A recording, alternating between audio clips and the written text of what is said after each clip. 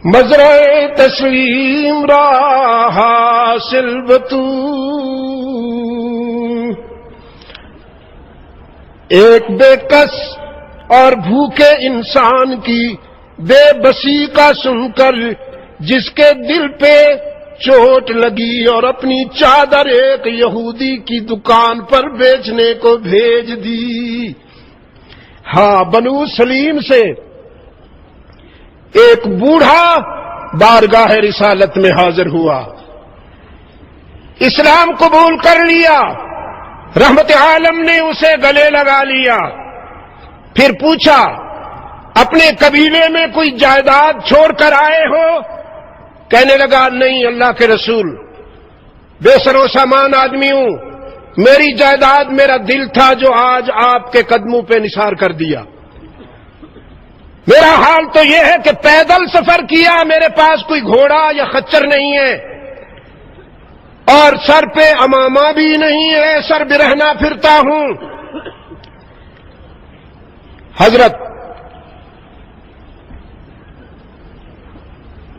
غالباً حضرت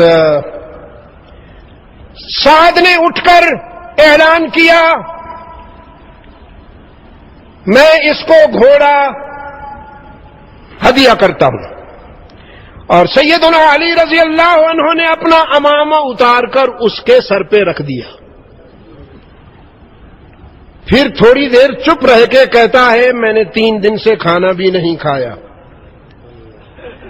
رحمت عالم خاموش ہو کر خاموشی کی زبان سے فرمانے لگے یہ سلسلہ ادھر بھی یوں ہی چل رہا ہے، ہم نے بھی کئی دن سے کھانا نہیں کھایا۔ لیکن سلمان فارسی سے کہا سلمان اس کا ہاتھ پکڑ کر لے جاؤ اور مدینے میں جا کر اعلان کرو یہ ضیف رسول اللہ ہے، کوئی اس کو کھانا کھلا دے۔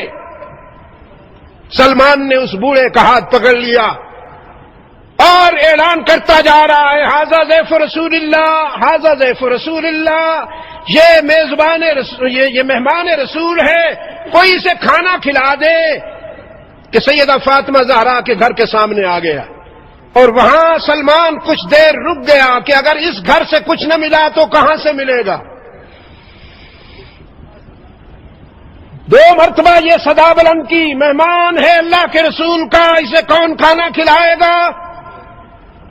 سیدہ کے گھر سے سلمان کو بلایا گیا اور سیدہ نے اپنی چادر دیتے ہوئے سلمان سے کہا یہ یہودی ہے نا شمعون یہودی، اس کی دکان پر لے جاؤ اور اس کو بیچ دو، اس کے بدلے میں کچھ آٹا ملے گا وہ لے آؤ، میں کھانا بناؤں اور اپنے ابا حضور کے مہمان کو کھانا کھلاؤں۔ سلمان وہ چادر لے کر یہودی کی دکان پہ پہنچا اور اس سے کہا یہ کپڑا لے لو، اس کے بدلے میں آٹا دے دو۔ پتہ نہیں اس چادر کی خاموشی میں کتنی فصاحت تھی، اس کپڑے کے سکوت میں کتنی بلاغت تھی۔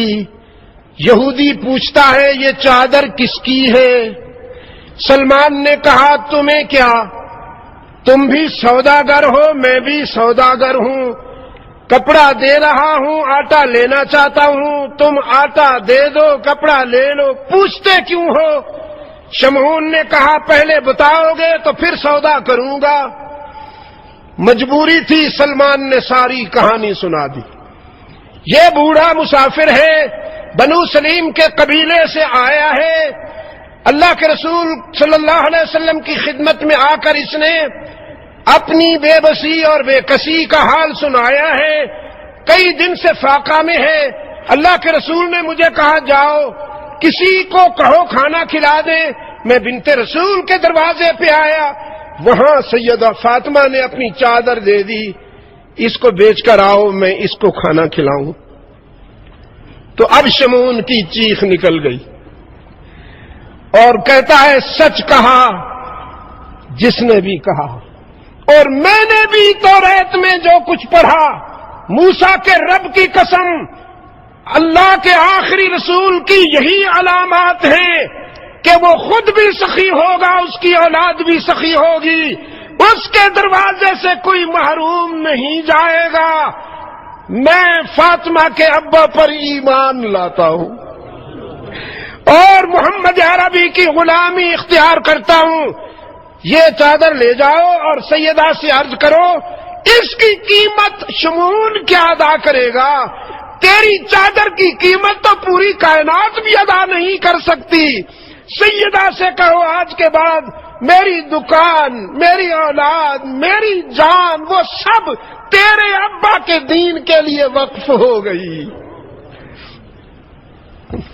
خلاصه داستانی را خیلی شیرین بیان می فرماید از لابلای تاریخ می فرماید مردی از بنو سلیم می آید در حالی که هیچی ندارد، پیاده می آید، دارایی ندارد. رسول الله می پرسد چه داری؟ ثروت و دارایی؟ میگوید یا رسول الله فقط دلی دارم، آن را برای شما صدقه کردم و دل به تو دادم یا رسول الله.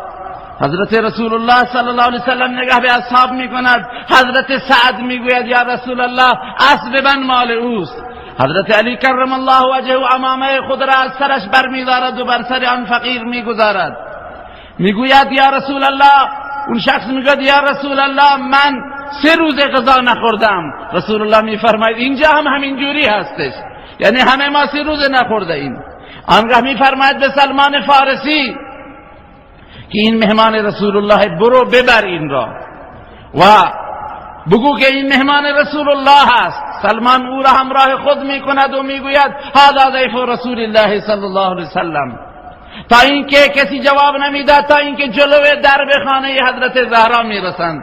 اینجا سلمان توقع میکند که شاید اینجا چیزی برسد. بالاخره وقتی که صدا میدهد حضرت سیده زهرا چادر خود را میفرستد به سلمان، میگوید این را بگیر و این را برو و این را بفروش در فروشگاه یهودی که اسمش شمعونه.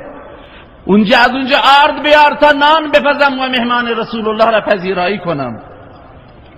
وقتی سلمان چادر را میبرد آنجا، چشم یهودی شمعون به چادر میافتد. میگه راست بگو چادر مال کیه؟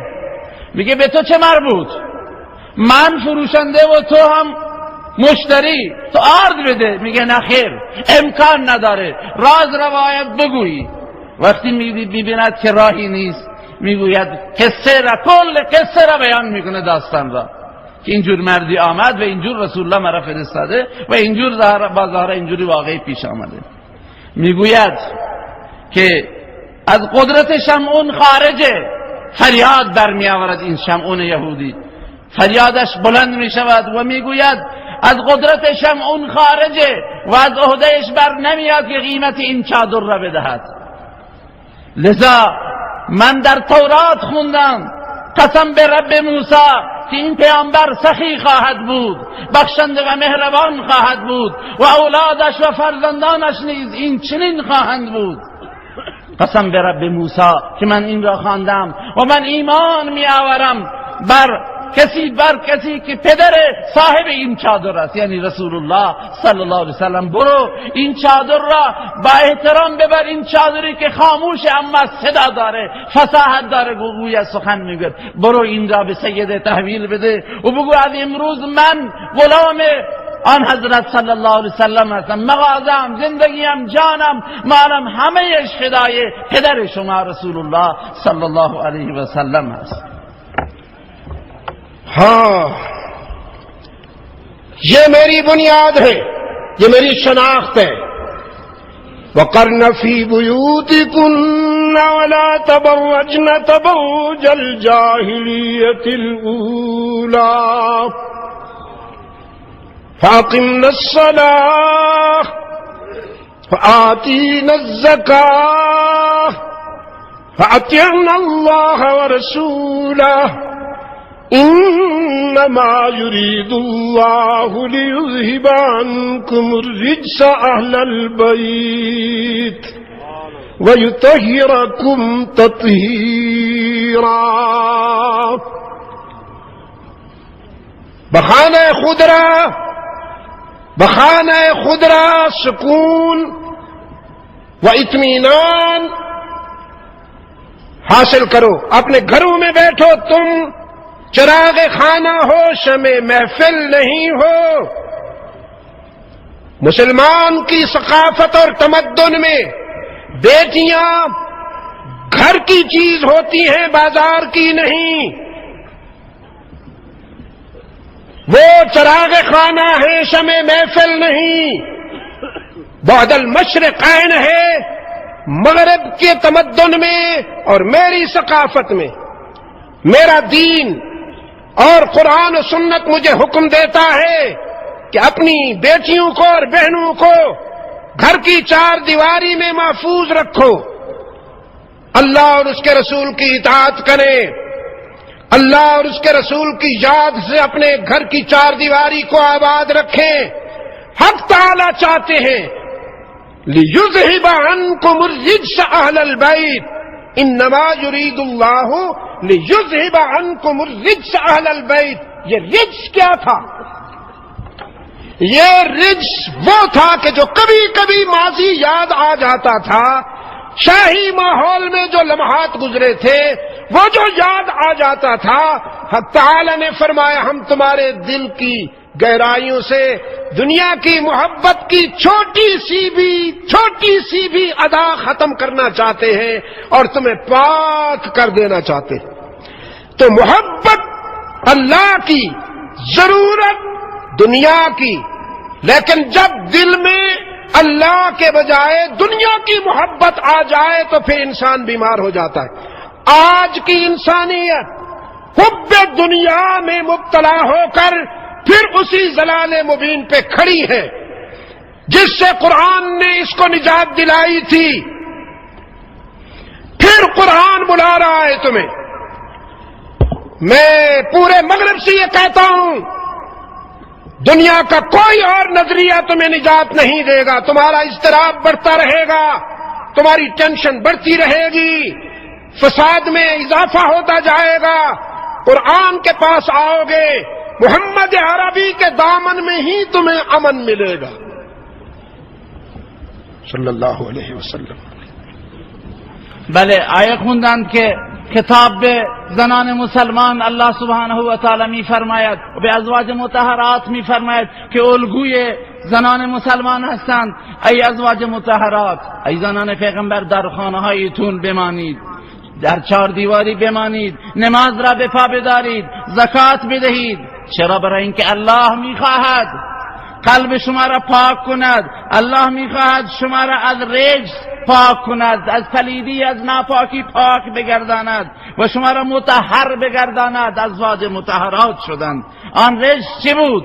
آن رجس و آن ناپاکی چه بود؟ آن منظور اینه که قلب شما را از ناپاکی محبت دنیا پاک بگردانم. محبت دنیایی که مقداری از گذشته چیزی مانده، میخواهم دلهای شما را پاک بکنم. بله، ازواج رسول الله صلی الله علیه وسلم چراغ خانه اند، نه شمع محفل. زنان امروز هم باید به تأسی و تبعیت و پیروی از ازواج مطهرات که الگویشان هستند و اساس فرهنگ ما هستند باید امروز چراغ خانه باشند، نه شمع محفل که هر کجا آراسته بکنند محافل را و مجالس را. بله، عزیزم میفرماید، عزیزان گرامی، محبت الله در دل بیاید، نه محبت دنیا. امروز بشریت دوباره مبتلای محبت دنیا شده، دل به دنیا داده. من به غربی ها عرض کردم، گفتم و به غربی ها اعلان میکنیم ما که ای غربی ها دوباره بیایید به سوی دعوت قرآن، بیایید به سوی زندگی رسول الله صلی الله علیه و سلم، ورنه روز به روز فساد اضافه می شود، فشار زندگی اضافه می گردد، استرس و اضطرابتان افزون می شود و پریشان می شوید. بیایید اگر امنیت می خواهید، بیایید اگر آرامش می خواهید، خود را در قدم رسول الله صلی الله علیه و سلم بیاندازید. تو نمیدانی که آیین تو چیست، تو نمیدانی که آیین تو چیست، زیر گردوں سر تمکین تو چیست. اقبال زیر گردوں سر تمکین تو چیست. کتاب زندہ قرآن حکیم حکمت اولا یزال است و قدیم رهزنا از حفظ او راهبر شدن، از کتاب صاحب دفتر شدن. کل بھی قرآن نے انسان کی بگڑی بنائی، آج بھی قرآن انسان کی بگڑی بنا سکتا ہے. بس کہ یہی شفاء لما فی الصدور ہے. دیروز همین قرآن بود که انسان فاسد را، انسان تبهکار را نجات داد، او را اصلاح کرد و ساخت. امروز هم فقط در دامان قرآن و در پرتو قرآن امکان هست که این انسان دوباره به صلاح و درستی برسه. امریکہ پاگل ہو گیا ہے، امریکا دیوانه شده است. مزرعہ تسلیم را حاصل بطور، در وصف زهرا می سراید. بله، مزرعہ تسلیم را حاصل بطور، مزرعہ تسلیم را حاصل بطور. ایک بے کس اور بھوکے انسان کی بے بسی کا سن کر جس کے دل پہ چوٹ لگی اور اپنی چادر ایک یہودی کی دکان پر بیچنے کو بھیج دی. ہاں، بنو سلیم سے ایک بوڑھا بارگاہ رسالت میں حاضر ہوا، اسلام قبول کر لیا. رحمت عالم نے اسے گلے لگا لیا. پھر پوچھا اپنے قبیلے میں کوئی جائیداد چھوڑ کر آئے ہو؟ کہنے لگا نہیں اللہ کے رسول، بے سر و سامان آدمی ہوں. میری جائیداد میرا دل تھا جو آج آپ کے قدموں پہ نثار کر دیا. میرا حال تو یہ ہے کہ پیدل سفر کیا، میرے پاس کوئی گھوڑا یا خچر نہیں ہے، اور سر پہ امامہ بھی نہیں ہے، سر برہنہ پھرتا ہوں. حضرت غالباً حضرت سعد نے اٹھ کر اعلان کیا میں اس کو گھوڑا ہدیہ کرتا ہوں. اور سیدنا علی رضی اللہ عنہ نے اپنا امامہ اتار کر اس کے سر پہ رکھ دیا. پھر تھوڑی دیر چپ رہ کے کہتا ہے میں نے 3 دن سے کھانا بھی نہیں کھایا.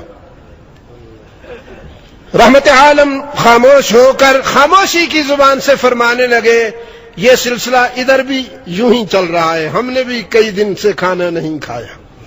لیکن سلمان فارسی سے کہا سلمان اس کا ہاتھ پکڑ کر لے جاؤ اور مدینے میں جا کر اعلان کرو یہ ضیف رسول اللہ ہے، کوئی اس کو کھانا کھلا دے.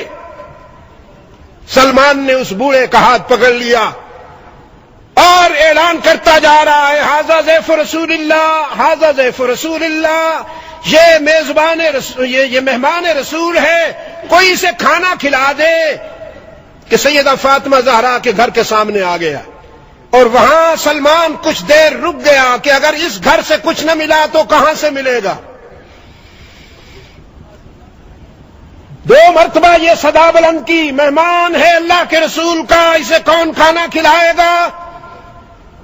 سیدہ کے گھر سے سلمان کو بلایا گیا اور سیدہ نے اپنی چادر دیتے ہوئے سلمان سے کہا یہ یہودی ہے نا شمعون یہودی، اس کی دکان پر لے جاؤ اور اس کو بیچ دو، اس کے بدلے میں کچھ آٹا ملے گا وہ لے آؤ، میں کھانا بناؤں اور اپنے ابا حضور کے مہمان کو کھانا کھلاؤں.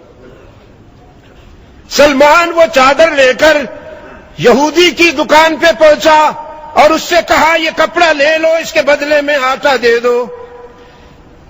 پتہ نہیں اس چادر کی خاموشی میں کتنی فصاحت تھی، اس کپڑے کے سکوت میں کتنی بلاغت تھی. یہودی پوچھتا ہے یہ چادر کس کی ہے؟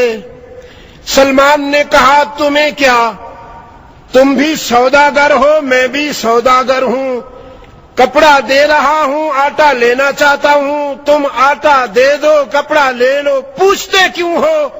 شمعون نے کہا پہلے بتاؤ گے تو پھر سودا کروں گا۔ مجبوری تھی، سلمان نے ساری کہانی سنا دی۔ یہ بوڑھا مسافر ہے، بنو سلیم کے قبیلے سے آیا ہے، اللہ کے رسول صلی اللہ علیہ وسلم کی خدمت میں آ کر اس نے اپنی بے بسی اور بے کسی کا حال سنایا ہے، کئی دن سے فاقہ میں ہے۔ اللہ کے رسول نے مجھے کہا جاؤ کسی کو کہو کھانا کھلا دیں، میں بنت رسول کے دروازے پہ آیا، وہاں سیدہ فاطمہ نے اپنی چادر دے دی، اس کو بیچ کر آؤ میں اس کو کھانا کھلاؤں۔ تو اب شمعون کی چیخ نکل گئی اور کہتا ہے سچ کہا جس نے بھی کہا، اور میں نے بھی توریت میں جو کچھ پڑھا، موسیٰ کے رب کی قسم، اللہ کے آخری رسول کی یہی علامات ہیں کہ وہ خود بھی سخی ہوگا، اس کی اولاد بھی سخی ہوگی، اس کے دروازے سے کوئی محروم نہیں جائے گا۔ میں فاطمہ کے ابا پر ایمان لاتا ہوں اور محمد عربی کی غلامی اختیار کرتا ہوں، یہ چادر لے جاؤ اور سیدہ سے عرض کرو اس کی قیمت شمعون کیا ادا کرے گا، تیری چادر کی قیمت تو پوری کائنات بھی ادا نہیں کر سکتی۔ سیدہ سے کہو آج کے بعد میری دکان، میری اولاد، میری جان، وہ سب تیرے ابا کے دین کے لیے وقف ہو گئی۔ خلاصه داستانی را خیلی شیرین بیان می‌فرماید، از لابلای تاریخ می‌فرماید مردی از بنو سلیم می‌آید در حالی که هیچی ندارد، پیاده می‌آید، دارایی ندارد. رسول الله می‌پرسد چه داری؟ ثروت و دارایی؟ میگوید یا رسول الله فقط دلی دارم، آن را برای شما صدقه کردم و دل به تو دادم یا رسول الله. حضرت رسول الله صلی الله علیه وسلم نگاه به اصحاب می‌کند. حضرت سعد میگوید یا رسول الله اسب من مال اوست. حضرت علی کرم الله وجهه امامه خود را از سرش برمی‌دارد و بر سر آن فقیر می‌گذارد. میگوید یا رسول الله، اون شخص میگوید یا رسول الله من 3 روز غذا نخوردم. رسول الله میفرماید اینجا هم همین جوری هستش، یعنی همه ما 3 روز نخورده ایم. آنگاه میفرماید به سلمان فارسی که این مهمان رسول الله برو ببر این را و بگو که این مهمان رسول الله است. سلمان او را همراه خود میکند و میگوید هذا ضیف رسول الله صلی الله علیه وسلم، تا اینکه کسی جواب نمیداد، تا اینکه جلوی درب خانه حضرت زهرا میرسند. اینجا سلمان توقع میکند که شاید اینجا چیزی برسد. بالاخره وقتی که صدا میدهد حضرت سیده زهرا چادر خود را میفرستد به سلمان، میگوید این را بگیر و این را برو و این را بفروش در خانه، در فروشگاه یهودی که اسمش شمعونه.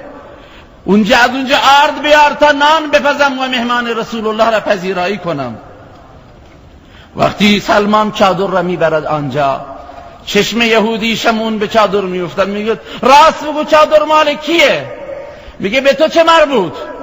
من فروشنده و تو هم مشتری، تو آرد بده. میگه نخیر، امکان نداره، راز را باید بگویی. وقتی میبیند که راهی نیست، میگوید قصه را، کل قصه را بیان میکنه، داستان را که اینجور مردی آمد و اینجور رسول الله مرا فرستاده و اینجور با زهرا اینجوری واقعی پیش آمده. میگوید که از قدرت شمعون خارجه، فریاد برمی آورد این شمعون یهودی، فریادش بلند می شود و میگوید از قدرت شمعون خارجه و از عهدهش بر نمیاد که قیمت این چادر را بدهد. لذا من در تورات خوندم قسم به رب موسی که این پیامبر سخی خواهد بود، بخشنده و مهربان خواهد بود و اولادش و فرزندانش نیز این چنین خواهند بود.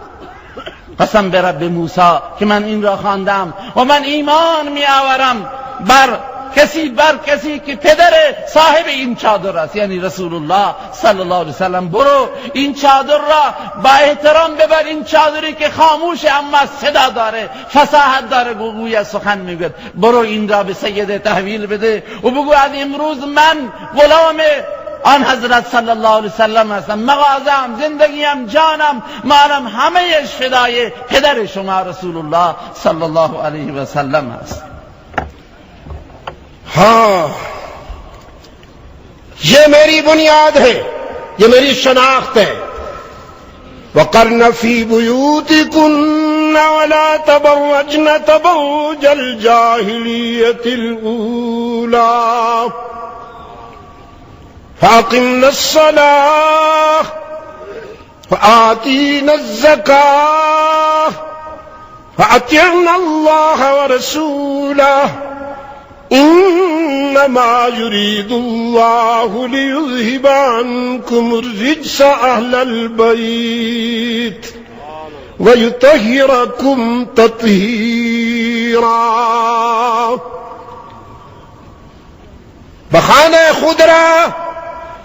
بخانہ خضرا سکون و اطمینان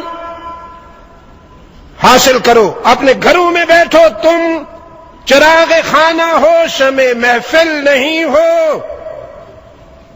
مسلمان کی ثقافت اور تمدن میں بیٹیاں گھر کی چیز ہوتی ہیں، بازار کی نہیں.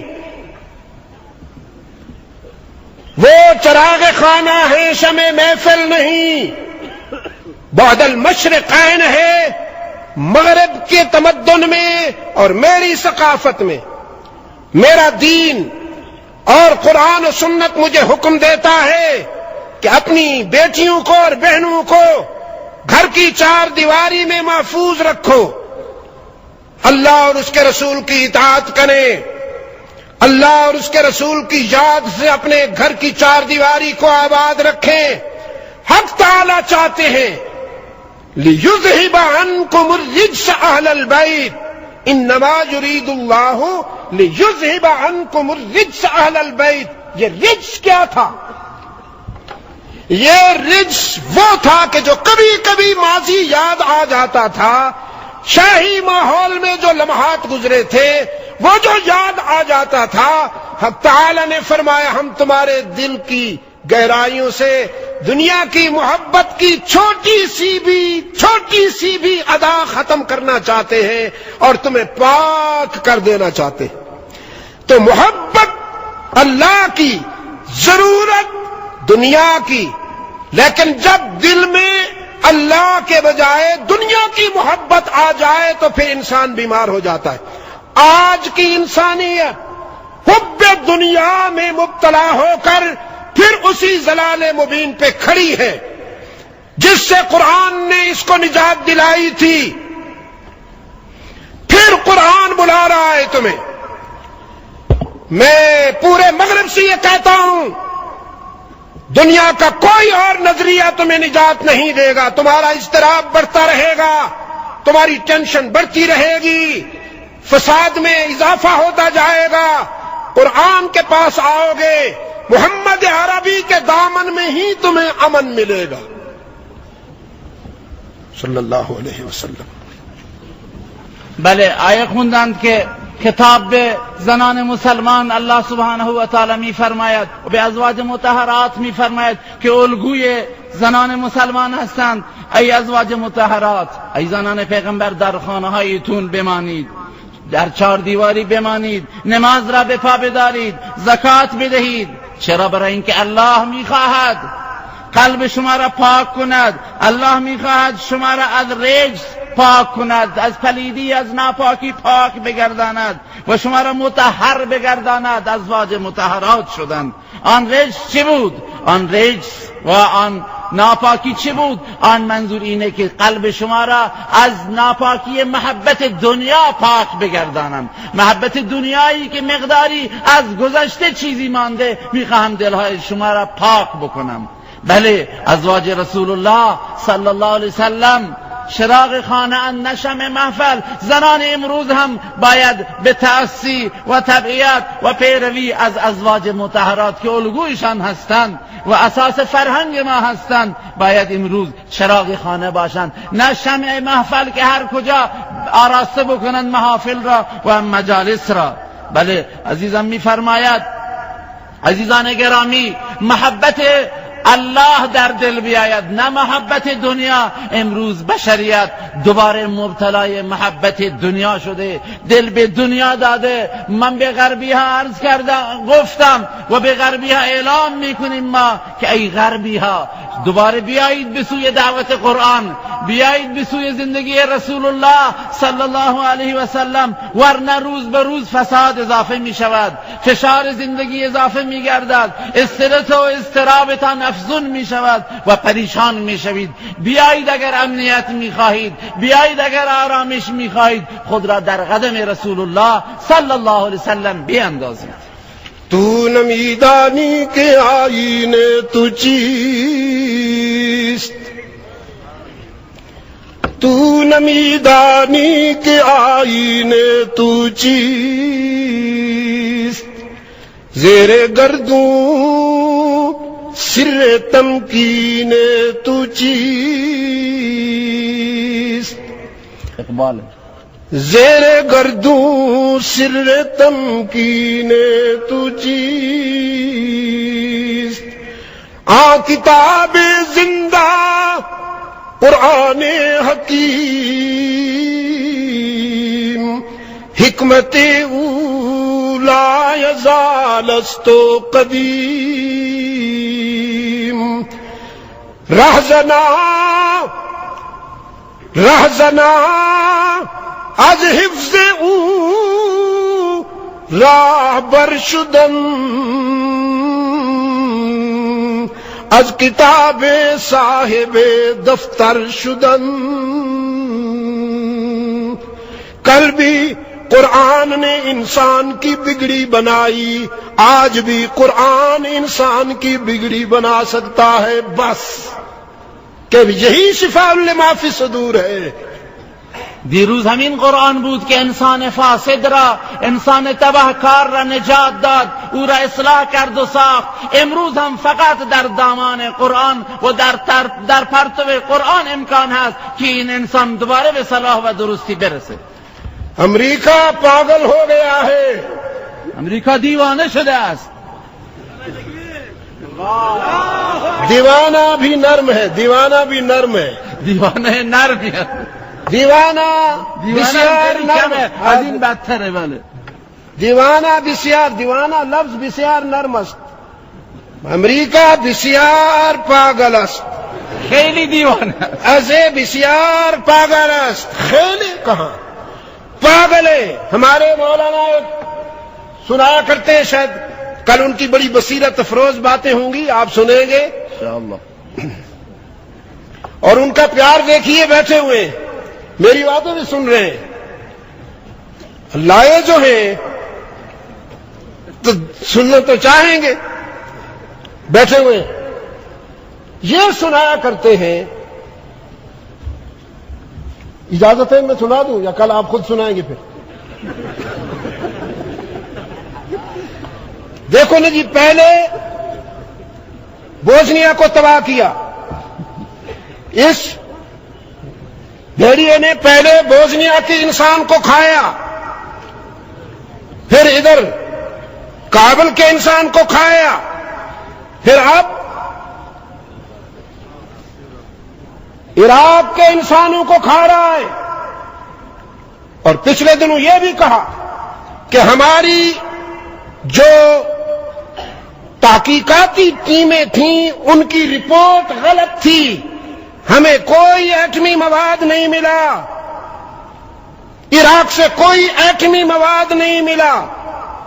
حملہ پہلے سوری بعد میں. فرمایا دین امریکا خیلی دیوانه ای، از دیوانه هم میشه کلمه بالاتری باید گفت. خیلی دیوانه ای.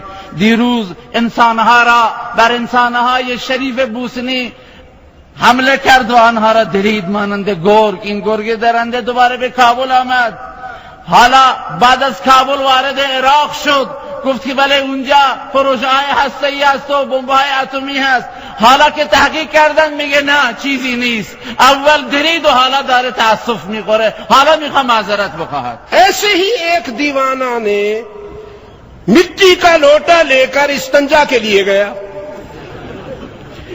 مٹی کے لوٹے کو جو زور سے یوں رکھا، یوں زور سے رکھا تو وہ ٹوٹ گیا. جب اس کو استنجے کی ضرورت پڑی تو پانی تو سارا بہہ گیا تھا، تو لوٹے کو کہنے لگا تم گستاخ ہو، تمہیں شرم نہیں آئی؟ بزرگوں نے استنجا کرنا تھا، تم نے سارا پانی بہا دیا. قصه لطیفه ای حالا میفرماید. به هر حال شما را به وجد آورده. میفرماید شخصی دیوانه بود، آفتابی با خودش برد، اما آفتاب سوراخ بود، میخواست وضوعی بگیره بالاخره خودش بشوره تمیز کنه، اما آفتاب تمام آبها را ریخت. به آفتاب میگه عجب چرا آبها را ریختی؟ نمیدونی که شخصیتی هست که میخواهد وضو بگیره؟ دوسرے دن اس کو بھر کے لایا اور اس سے کہنے لگا آج خیال کرنا، ہم نے بعد میں استنجا کرنا ہے، کہیں پانی ضائع نہ کر دینا. لیکن جب استنجے کا وقت آیا تو وہ تو ٹوٹا ہوا تو تھا، پھر پانی گر گیا. روز بعد پر کرد آفتاب را دوباره آورد، گفت که امروز هم ما میخوایم خودمون بشویم وضو بگیریم. لیکن پانی گر گیا. پھر تیسرے دن جب بھر کے لایا تو کہتا ہے آج پانی نہ گرانا، لیکن غور سے دیکھا تو پانی جا رہا تھا. کہنے لگا تمہیں عادت ہو گئی ہے، تم باز نہیں آؤ گے، ہم استنجا پہلے کر لیتے ہیں، پیشاب بعد میں کریں گے. یہ خودتون فهمیدید دیگه. نہیں کو سب نے نہیں فهمی دی. یہ دیوانه با اول چیکار اول آب مصرف میکنه بعد وضوش میشکنه، میگه چون بعدا آب نخواهد بود دیگه. دیوانگان کارهایشون اینجوره وارونه چپه کلا برعکسه، چون عقلشون خرابه. ایک بادشاہ نے اپنی سلطنت میں آرڈر دیا کہ جس گیدڑ کے کان بالش سے زیادہ ہوں وہ کاٹ دیے جائیں. بله اسی طرح کے پاگل بادشاہ نے اسی طرح کے پادشاهی گفت هر شغالی که گوشه هایش خیلی بزرگتر و پهنتر از بالش باشه اینا گوششون قطع کنید. اونم یه دیوانه ای بود. از یک وجه بیشتر باشه اونو باید قطع بکنید. ایک گیدڑ کو کیا کہتے ہیں؟ گیدڑ شغال. شغال. اچھا اچھا. ایک شغال بھاگا. اس کی برادری نے قبیلے نے پوچھا کجا میں رفتی، کجا میں رفتی. اس نے کہا تم نے نہیں سنا بادشاہ نے کہا جس گیدڑ کے کان بالش سے زیادہ ہوں کاٹ دو. تو اس کے قبیلے نے کہا پھر تیرے کان تو چھوٹے چھوٹے ہیں، ہمارے کان بھی چھوٹے چھوٹے ہیں، اس میں گھبرانے کی کون سی بات ہے، تم کیوں بھاگ رہے ہو؟ ڈرے تو وہ جس کے کان بالش سے زیادہ ہوں. وہ شغال کہنے لگا یہ بڑا پاگل ہے، یہ بش بڑا پاگل ہے، کم وقت کاٹتا پہلے ہے ناپتا بعد میں ہے. گفت که بله این شغال هم ترسیدن. گفت چرا میترسی، چرا ناراحتی؟ گفت که دستور داده پادشاه که هر کسی گوشش دراز اونا را قطع بکنید، مثلا به اندازه یه وجب باشه اینا را قطع کنید. و خیلی خوب گوشای شما هم کوچک گوشای ما هم کوچک و ترسی نیست، چرا ناراحتی؟ گفت پادشاه خیلی دیوانه، اول قطع میکنه بعد اندازه گیری میکنه. تحقیقات آقای بوش و امریکایی‌ها و غربی‌ها اینجوری هستش.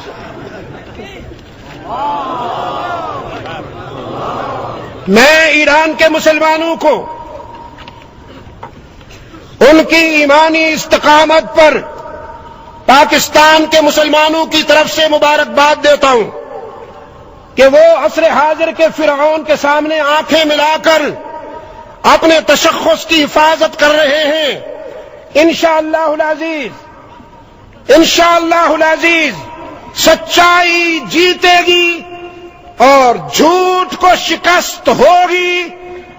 یہ ان کے پاگل پن کی علامت ہے کہ آئندہ صدارت کے لیے امیدوار کی زبان سے وہ الفاظ نکل رہے ہیں جو کسی ذی شعور انسان کی زبان سے نہیں نکل سکتے. وہ حرمین کو نشانہ بنانے کی دھمکی دیتا ہے اور کہتا ہے کہ ہم ابرہہ بنیں گے، ہم ان کے مقدس مقامات کو نشانہ بنائیں گے۔ آج کے اس اجتماع کے حوالے سے اسے بتا دینا چاہتا ہوں کہ اگر کسی کو ابرہہ بننے کا شوق ہے تو اللہ کا لشکر موجود ہے ابھی تک عرفات اور منا کے درمیان، بلکہ مزدلفہ اور منا کے درمیان وادی محشر میں وہ ابابیل کروڑوں کی تعداد میں ابھی تک موجود ہیں جنہوں نے ابرہہ کے ہاتھیوں کو ریزہ ریزہ کیا اور عصف معقول کیا۔ آج بھی اگر کوئی قوت ادھر نظر اٹھانے کی کوشش کرے گی تو رب العزت اپنے گھر کی اور اپنے محبوب کے در کی حفاظت کرے گا۔ مسلمان امت مسلمہ کو آج ہمارے امیر مرکزیہ حضرت مولانا فضل الرحمان صاحب نے بھی ایئرپورٹ پر کچھ جرنلسٹوں کو بات کرتے ہوئے یہ کہا تھا کہ اس دور میں امت مسلمہ کی بقا و سلامتی اور ان کی کامیابی کا راز اسی میں ہے کہ یہ سب کے سب متحد ہو جائیں، اپنی فروعی باتوں کو چھوڑ کر، فروعی اختلافات کو چھوڑ کر عظیم مقصد کے لیے اپنی مرکزیت کی تعمیر میں تاخیر نہ کریں، اپنی صف بندی کریں، شیرازہ بندی کریں۔ اگر باطل، اگر طاغوت جھوٹ کے لیے ایک ہو گیا ہے تو امت مسلمہ اپنے سچ کے لیے کیوں ایک نہیں ہوتی؟